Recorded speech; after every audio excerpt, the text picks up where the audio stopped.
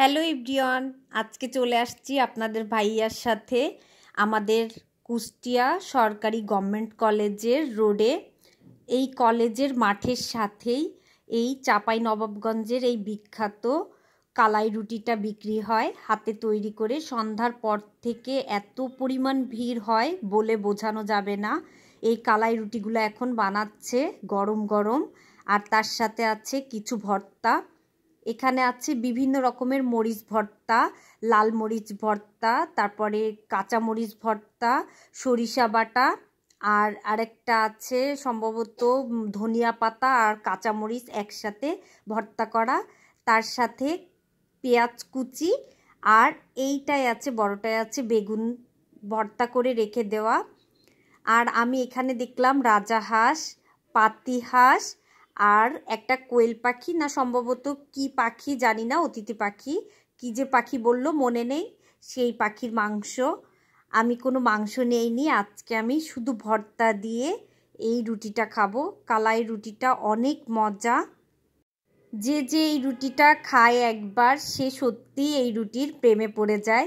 আমি তো আজকে 6-7 বছর ধরে খাই। এখান থেকে খাওয়া দাওয়া কমপ্লিট করে চলে যাচ্ছি, প্রচুর ঝাল লেগেছে। ফুড কোর্টগুলো দেখছিলাম আর যাচ্ছিলাম আর খুঁজছিলাম যে চাওয়ালাটা কোথায়। খুঁজতে খুঁজতেই পেয়ে গেলাম। প্রত্যেকটা দোকান এত সুন্দর করে লাইটিং করা ছিল, ফুড কোর্টগুলো দেখলেই প্রতিটা ফুড কোর্টের সামনে অনেক ভিড় ছিল। এইটা আমাদের কুষ্টিয়া সরকারি গভর্নমেন্ট কলেজ, তার সামনেই চাওয়ালাটা ছিল। আর আমরা খুঁজতে খুঁজতে পেয়ে গেলাম চাওয়ালাকে। এখন এখান থেকে মাটির হাঁড়ি বা ঘটি যে যেটা বলে সেই পাত্রে, মাটির পাত্রে এই চাটা এত মজা। আপনাদের ভাইয়া যখনই খেয়েছে আমাকে গল্প বলেছে আজকে, তাই আমিও খেতে চলে আসছি। খাওয়া দাওয়া করার পরে রুহামা বলছিল পিঠা খাবে, কিন্তু পিঠার এখানে প্রচুর ভিড় ছিল, যার কারণে দাঁড়ানোর কোনো জায়গা নেই। তাই ভাবলাম যে ওকে আরেকটা ফুড কোর্টে বসিয়ে চিকেন ফ্রাই খাইয়ে নিয়ে যাই। এখানে চিকেনগুলো অনেক মজা, অনেক সুন্দর, আমরা আসলেই না খেয়ে যাই না।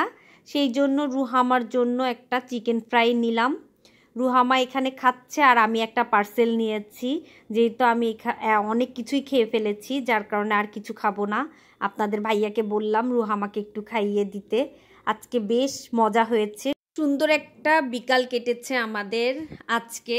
প্রথমে আমরা মেলাতে গিয়েছিলাম, মেলাতে কেনাকাটা করে তারপরে চলে আসছিলাম গভর্নমেন্ট কলেজের ফুড কোর্টগুলোর মধ্যে।